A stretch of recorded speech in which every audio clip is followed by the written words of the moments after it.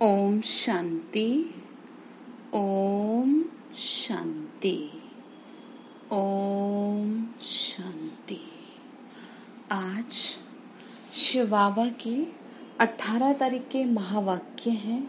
आज प्यारे बाबा ने हम बच्चों को ये शिक्षा दी कि बच्चे, तुम जो हो ना, विश्व में शांति स्थापन करने के लिए आए हो, तो तुम कभी अशांत नहीं हो सकते। बाबा ने कहा तुम्हें अशांत नहीं होना, ठीक है, क्योंकि तुम तो शांति के देवता हो, शांति के दूत हो। तुम ऐसे करोगे तो फिर दुनिया का क्या होगा। फिर बाबा ने आज ये भी कहा, कल भी समझाया था ना, दुख के बारे में। बाबा ने कहा बच्चे, तुम किसी को दुख देने के निमित्त नहीं बन सकते, क्योंकि तुमको मैंने सारी समझानी दी है।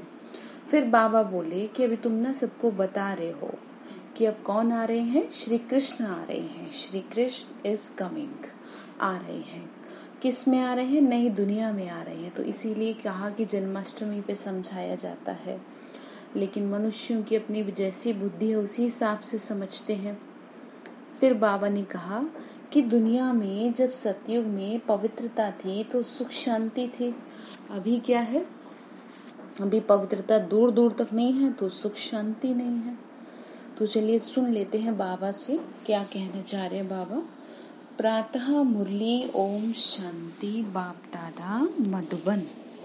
मीठे बच्चे, तुम विश्व में शांति स्थापन करने के निमित्त हो, इसीलिए तुम्हें कभी अशांत नहीं होना चाहिए, ठीक है।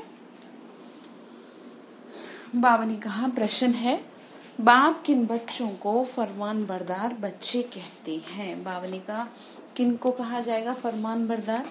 आंसर है, बाप का जो मुख्य फरमान है ना, क्या कि बच्चे अमृत वेले सवेरे सवेरे उठकर बाप को याद करो। इस मुख्य फरमान को पालन जो करते हैं ना, सवेरे सवेरे स्नान आदि कर, फ्रेश हो, मुकर्रर टाइम फिक्स कर, याद की यात्रा में जो रहते हैं ना, बाबा उन्हें क्या कहते हैं? सपूत व फरमान बरदार बच्चे कहते हैं। बाकियों को क्या कहेंगे, सुन लेते हैं। बाबा ने कहा, वही जाकर राजा बनेंगे। बाबा ने कहा, कपूत बच्चे तो झाड़ू लगाएंगे। अभी झाड़ू का क्या है? झाड़ू मतलब क्या है? बाबा ने कहा था एक बार मुरली में, जो अमृत वेला मुझे याद नहीं करेंगे वो क्या करेंगे? सतयुग में झाड़ू लगाएंगे। अब देखो, समझने की बात है। अब कई लोग क्या कहते हैं, क्या वो हम झाड़ू लगा लेंगे। अब आप सोच के ऐसे रखेंगे तो फिर आप आगे कैसे बढ़ेंगे? आपको तो ऐसे सोचना ही नहीं है। आपको तो सोचना नहीं, बाबा हम ऐसे कैसे, हम तो पूरा मेहनत करेंगे, ठीक है। ओम शांति। इसका अर्थ तो बच्चों को समझाया है ना। ओम शांति मतलब मैं आत्मा हूँ। 3 बार ओम शांति करने का मतलब यही है कि सबसे एक तो बाबा को, शिव बाबा को, ब्रह्मा बाबा को और ज्ञान की देवी मम्मा को, और दूसरी बात ये कि 3 बार ओम शांति करने, मुरली सुनने से पहले करना इसलिए आवश्यक होता है जिससे कि किसी भी तरह से आप अपने स्वधर्म में टिक जाएं, आप शांत हो जाएं। तभी इन महावाक्यों को सुने ना, गहराई में जाके ओम शांति, मैं आत्मा शांत हूँ, तभी तो अंदर उतरेंगी मुरली के महावाक्य, ठीक है। तो बाबा ने कहा, ऐसे सब कहते हैं जीव आत्मा है जरूर, और सब आत्माओं का एक बाप है। शरीरों के बाप अलग अलग होते हैं, ये भी बच्चों की बुद्धि में है। हद के बाप से हद का और बेहद के बाप से बेहद का वर्षा मिलता है। अब इस समय मनुष्य चाहते हैं विश्व में शांति हो। अगर चित्रों पर समझाया जाए तो शांति के लिए कलयुग अंत और सतयुग आदि के संगम पर ले आना चाहिए। बाबा ने कहा, चित्रों पे आप इस तरीके से समझा सकते हैं। ये है सतयुगी नई दुनिया, उनमें एक धर्म होता है तो पवित्रता, सुख शांति है। उनको कहा ही जाता है हेवन। ये तो सब मानेंगे ना। नई दुनिया में दुख, नई दुनिया में सुख है, दुख तो हो ही नहीं सकता। बाबा ने कहा क्यों? क्योंकि 100% प्योरिटी होती है। आप इस बात को अपने अंदर उतार लो। देखिए, बाबा के कहने से उतार लेंगे तो ज्यादा फायदे में रहेंगे, नहीं तो वातावरण और समय आपको ये समझा देगा कि बिना पवित्रता के जीवन में कुछ भी हासिल नहीं किया जा सकता और ना ही जीवन को सुंदर बनाया जा सकता। इसीलिए समझा रहे हैं। तो इसीलिए कहा कि जो सतयुग है वो पवित्रता के ऊपर ही बेस है। उनको कहा ही जाता है हेवन, ये तो सब मानेंगे ना, नई दुनिया में सुख दुख हो नहीं सकता, सुख ही सुख है। समझाना बहुत सहज है, शांति और अशांति की बात यहाँ विश्व पर ही होती है। वह तो है ही निर्वाण धाम, जहाँ शांति अशांति का प्रश्न ही नहीं उठ सकता।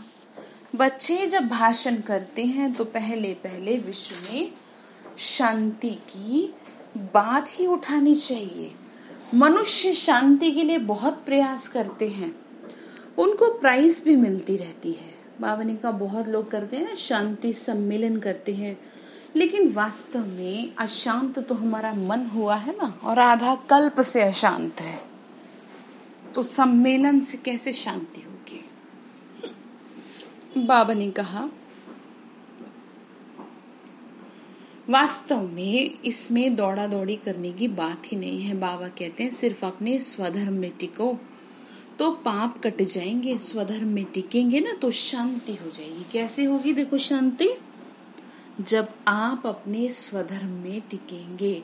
ओम शांति करने का जो पर्पस है वो यही होता है कि आप स्वयं को ये समझा दें कि आप शांत स्वरूप आत्मा हैं, आपका स्वरूप शांत है, आपके नीचे शांत है, तो इसीलिए शांत हो जाए। ठीक है। बाबा ने कहा तुम हो ही एवर शांत बाप के बच्चे, ये वर्षा उनसे मिलता है। उनको कोई मोक्ष नहीं कहेंगे, मोक्ष तो भगवान को भी नहीं मिल सकता। बाबा ने कहा भगवान को भी पार्ट में जरूर आना है। बाबा ने कहा मुझे भी आना पड़ता है, तो तुम कैसे छूट सकते हो। कहते हैं कल्प कल्प कल्प के संगम युगे में आता हूँ, तो भगवान को भी मोक्ष नहीं तो फिर बच्चों को कैसे। ये बातें सारा दिन विचार सागर मंथन करने की हैं। बाप तो तुम बच्चों को ही समझाते हैं, तुम बच्चों को समझाने की प्रैक्टिस जास्ती है। बाबा ने कहा मैं तो तुम्हें ही समझा सकता हूँ, और तुम जो है फिर क्या करो, औरों को समझाओ। बाबा बोले दिन रात सेवा में रहते हैं बच्चे, म्यूजियम में सारा दिन आते ही रहेंगे, रात्रि को 10-11 तक भी कहाँ आते हैं, सवेरे 4 बजे भी कहाँ सर्विस करने लग पड़ते हैं। यहाँ तो घर है, जब चाहे तब बैठ सकते हैं। सेंटर्स में तो बाहर से दूर दूर से आते हैं, तो टाइम फिक्स करना पड़ता है। यहाँ तो कोई भी टाइम बच्चे उठ सकते हैं, परंतु ऐसे टाइम तो नहीं पढ़ना जो बच्चे उठें और झुटका खाएं, इसीलिए सवेरे का टाइम रखा है। ऐसे नहीं कभी भी उठ के बैठ जाओ। ठीक है, एक टाइम रखा है ना 4 बजे का। प्रॉपर नींद भी शरीर को स्वस्थ रखने के लिए बहुत जरूरी है। जो स्नान आदि कर फ्रेश हो जाएं, फिर भी टाइम पर नहीं आते तो फरमान बरदार नहीं कहेंगे। बाबा ने कहा 4 बजे का फिक्स टाइम रखा है, सारी चीजों को समय से करें आप, और फिर भी आपको टाइम नहीं मिलता, तो बाबा ने कहा कैसे मैं तुमको कह दूं कि तुम मेरे सपूत हो। बाबा ने कहा लौकिक बाप को भी सपूत और कपूत बच्चे होते हैं ना, तो बेहद का बाप भी यही कहते हैं, यानी सभी का पिता। बेहद वर्ड होता है अनलिमिटेड, यानी 2-4 बच्चों के बाप नहीं, दुनिया का पिता है वो। कपूत बाबा ने कहा सपूत जाके राजा बनेंगे, कपूत जाके झाड़ू लगाएंगे, मालूम तो सब पड़ जाता है। बाबा ने कहा देखो ऐसे होगा फिर। ठीक है। बाबा बोले कृष्ण जन्माष्टमी पर भी समझाया, कृष्ण का जन्म जब होता है तब तो स्वर्ग है ही, एक ही राज्य होता है, विश्व में शांति है, स्वर्ग में बहुत थोड़े मनुष्य होंगे। कितने होंगे? 9 लाख आत्माएं केवल। वह है ही नई दुनिया, वहां शांति नहीं हो सकती। शांति तब है जब एक धर्म है जो बाप स्थापन करते हैं, बाद में जब और धर्म आते हैं ना तो अशांति होती है। वहां है ही शांति। 16 कला संपूर्ण है ना। चंद्रमा भी जब संपूर्ण होता है तो कितना शोभता है। उनको फुल मून कहा जाता है। बाबा बोले तुम भी जब संपूर्ण थे तो कितने सुहावने थे, कितने सुंदर लगते थे। त्रेता में 3/4 कहेंगे, खंडित हो गया ना, 2 कला कम हो गई। संपूर्ण शांति सतयुग में होती है। 25% पुरानी सृष्टि पर होगी तो कुछ ना कुछ खिटखिट भी होगी। बाबा ने कहा 25%, बाबा ने कहा 2 कला कम होने से शोभा कम हो गई। स्वर्ग में बिल्कुल शांति, नरक में बिल्कुल अशांति। उस समय है जब मनुष्य विश्व में शांति चाहते हैं, तभी तो है ना। ठीक है। बाबा ने कहा इनसे आगे यह आवाज नहीं था कि विश्व में शांति, अभी आवाज निकला क्योंकि अब विश्व में शांति हो रही है। आत्मा चाहती है विश्व में शांति होनी चाहिए। मनुष्य तो देह अभिमान में होने के कारण सिर्फ कहते रहते हैं विश्व में शांति हो। 84 जन्म पूरे हुए हैं। ये बाप ही आके समझाते हैं, बाप को ही याद करते हैं। बाबा ने कहा बच्चे देखो, मैं ही तो तुमको समझाता हूँ, वो कभी किस रूप में आकर स्वर्ग की स्थापना करेंगे। उनका नाम ही है हेवनली गॉड फादर। क्या कहा? स्वर्ग की स्थापना कर रहे हैं, नाम ही क्या है? हेवनली गॉड फादर, स्वर्ग का रचयिता। यह किसी को भी पता नहीं कैसे रचते हैं, श्री कृष्ण तो रच न सके। उनको कहा जाता है देवता। मनुष्य देवताओं को नमन करते हैं, उनमें दैवी गुण है, इसलिए देवता कहा जाता है। अच्छे गुण वाले को कहते हैं ना, ये तो जैसे देवता है। लड़ने झगड़ने वाले को कहेंगे ये तो जैसे क्या है, असुर है। बाबा ने कहा बच्चे जानते हैं हम बेहद के बाप के सामने बैठे हैं, तो बच्चों की चलन कितनी अच्छी होनी चाहिए। अज्ञान काल में भी बाप का देखा हुआ है, ब्रह्मा बाबा ने भी देखा हुआ है। 6-7 कुटुंब इकट्ठे रहते हैं, एकदम छीरखंड हो चलते हैं, यानी प्यार से चलते हैं। कहा तो घर में सिर्फ 2 होंगे तो वो भी लड़ते झगड़ते रहेंगे। तो तुम हो ईश्वरीय संतान, तुम में से नहीं कर सकते। कहा बहुत बहुत खीरखंड हो रहना चाहिए। सतयुग में खीरखंड होते हैं। यहाँ बाबा ने कहा खीरखंड मतलब, यानी इसका मतलब ये है खीर और खंड, यानी कि मीठा, खांड होती है ना मीठा। और बाबा ने कहा मीठे में चावल को मिला दो, चावल या मीठे में मिला दो तो क्या बन जाती है? खीर बन जाती है। तो बाबा ने ऐसे कहा कि तुमको ऐसे रहना है। बाबा ने कहा तो घर में सिर्फ 2 होते हैं, बड़े अच्छे से रहते हैं, तुमको तो बहुत प्यार से रहना चाहिए। बाबा कहते हैं, कह रहे हैं देखो चेक करो। क्या चेक करो? कि हमने कोई पाप तो नहीं किया, किसी को दुख तो नहीं दिया। ऐसा कोई बैठकर अपने को जांचते नहीं है, ये समझने की बात है।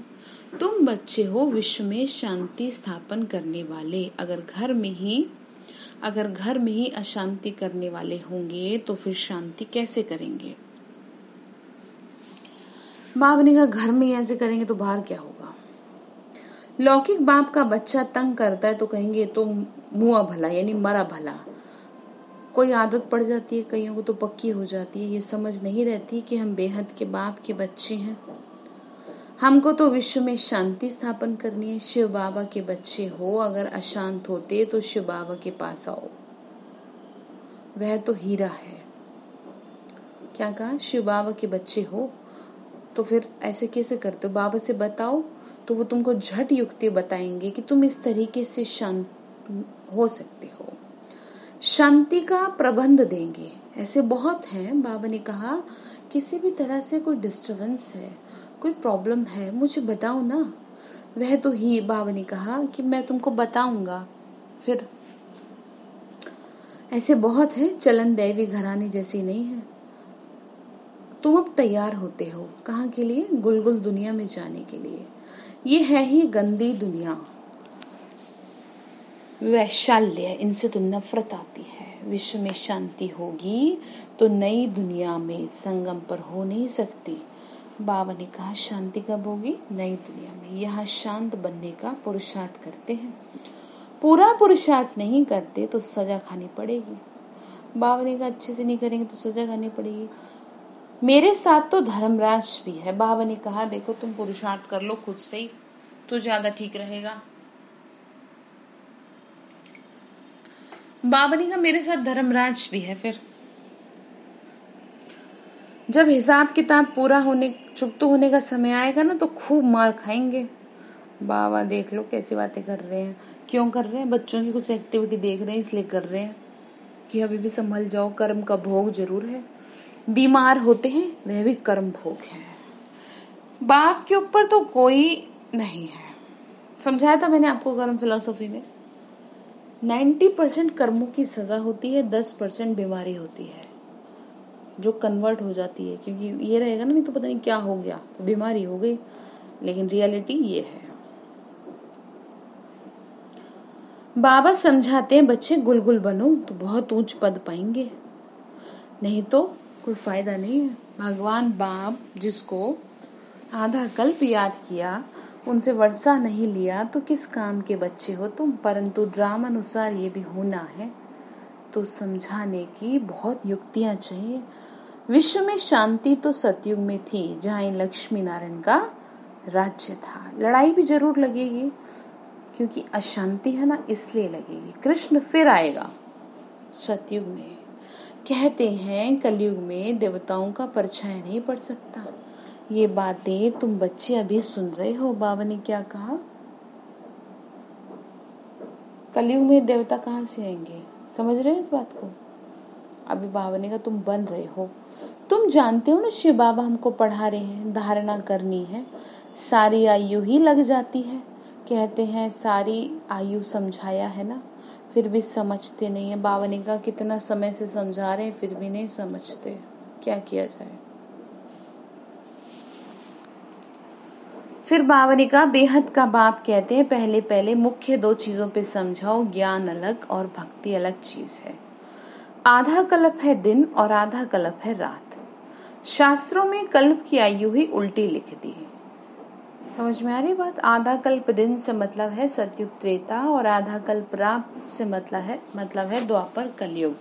तो इस समय सब रात में है, अंधकार में है, यानी शास्त्रों में उल्टा लिख दिया। तो आधा आधा भी हो नहीं सकते। तुम्हारे में कोई शास्त्र आदि पढ़े हुए नहीं है तो अच्छे हैं, पढ़े हुए होंगे तो संशय उठाएंगे, प्रश्न पूछते रहेंगे। वास्तव में जब वानप्रस्थ अवस्था होती है ना तब भगवान को याद करते हैं। बाबा ने कहा वानप्रस्थ अवस्था में क्या करते हैं? भगवान को याद करते हैं, भाई किसी तरह भगवान की मदद मिले। बाबा ने कहा कोई ना कोई मत से फिर जैसे गुरु सिखलाएंगे, भक्ति भी सिखाते हैं, भाई किसी कोई गुरु करेंगे भक्ति करेंगे। ऐसे कोई नहीं जो भक्ति ना सिखाए, उनमें भक्ति की ताकत है तभी तो इतने फॉलोअर्स बनते हैं। बाबा ने कहा देखो भक्ति में भी ताकत है। एक पॉइंट बाबा ने आज ये दे दी, फॉलोअर्स को भक्त पुजारी कहेंगे। यहाँ सब है पुजारी, वहां पुजारी कोई होगा नहीं। स्वर्ग में भगवान कभी पुजारी नहीं बनता। अनेक पॉइंट्स पर समझानी मिलती है। धीरे धीरे तुम बच्चों में भी समझाने की ताकत आती जाएगी, क्योंकि ज्ञान है ना, भक्ति में तो कम रस है, इस वजह से भी अच्छा लगता है बैठ करके, बहुत आनंद आता है भजन सुनने में, कीर्तन सुनने में। तो इसलिए लोग क्या है इंटरेस्ट रखते हैं। ज्ञान में क्या है शांति से बैठ के सुनना होता है, तो क्या है चित्त एकाग्र नहीं हो पाता। तो बाबा ने कहा तुम भी समझाओगे, धीरे धीरे आगे की ओर बढ़ते जाओगे। फिर बाबा ने कहा अभी तुम बतलाते हो ना श्री कृष्ण आ रहा है, सतयुग में जरूर कृष्ण होगा, नहीं तो वर्ल्ड की हिस्ट्री ज्योग्राफी कैसे रिपीट हो। सिर्फ एक कृष्ण तो नहीं होगा, यथा राजा रानी तथा प्रजा होगी ना। क्या कहा बाबा ने? कहा यथा राजा रानी तथा प्रजा होगी। इनमें भी समझने की बातें हैं। तुम बच्चे समझते हो ना, हम तो बाप के बच्चे हैं। किसके बच्चे हो? बाबा के। ठीक है, बाबा वर्षा देने आए हैं, स्वर्ग में तो सभी नहीं आएंगे। बाबा ने क्या कहा? बाबा वर्षा देने आए हैं, स्वर्ग में तो सभी नहीं आएंगे। समझा रहे हैं त्रेता में सब आ सकते हैं ऑलमोस्ट। झाड़ आहिस्ता आहिस्ता वृद्धि को पाता है। मनुष्य सृष्टि रूपी झाड़ है ना, वहाँ है आत्माओं का झाड़। यहाँ ब्रह्मा द्वारा स्थापना, फिर शंकर द्वारा विनाश, फिर पालना। अक्षर भी बड़े कायदे से बोलने चाहिए। बाबा ने कहा तरीके से बात किया करो, सही से समझाओ। बच्चों की बुद्धि में ये नशा है कि कैसे चक्र चलता है, रचना कैसे होती है। अब न छोटी रचना, ये जैसे बाजोली है। बाबा ने कहा अब तो कुछ अंडरस्टैंडिंग रही ही नहीं है लोगों में। बाबा ने कहा बाजोली का खेल होता है ना, ऐसे ही है। बाबा बोले बच्चे पहले शूद्र हैं अनेक, फिर बाप आकर रचना रचते हैं। ब्रह्मा द्वारा ब्राह्मणों की ब्राह्मण हो जाते हैं चोटी। चोटी और पैर आपस में मिलते हैं। पहले ब्राह्मण चाहिए। ब्राह्मणों का युग बहुत छोटा है, पीछे हैं देवताएं। यानी कि सबसे पहले वाली जो आत्माएं हैं ना, वो कौन आत्मा है? वो देव कुल की आत्माएं हैं। इसलिए कहा जा रहा है ब्राह्मण है चोटी। तो चोटी जो है वो उच्चता का प्रतीक है। शूद्रों से ब्राह्मणों का, बाबा ने कहा ब्राह्मण जब है तब सब धर्म है। समझाने में कितना मजा आता है। ये चित्र समझाने में बहुत इजी है। ये वर्णों वाला जो चित्र है ना, बड़ा काम का है। शूद्रों से ब्राह्मणों का सैपलिंग लगता है। मनुष्य तो झाड़ के सैपलिंग लगाते हैं, बाप भी सैपलिंग लगाते हैं। सैपलिंग लग रहा है ना, जहाँ विश्व में शांति हो। किस लिए लगाते हैं? इसीलिए कि जो क्या हो, विश्व में शांति हो। अच्छा, मीठे मीठे सिक्के लगे बच्चों प्रति माता पिता बाप दादा का याद प्यार और गुड मॉर्निंग। रूहानी बाप की रूहानी बच्चों को नमस्ते। रूहानी हम बच्चों की रूहानी माता पिता बाप दादा को नमस्ते नमस्ते नमस्ते। शिव बाबा नमस्ते। शुक्रिया बाबा, शुक्रिया बाबा, शुक्रिया। धारणा के लिए मुख्य सारे सदा स्मृति रखनी है। क्या स्मृति रखनी है? कि हम हैं ईश्वरीय संतान। हम कौन है?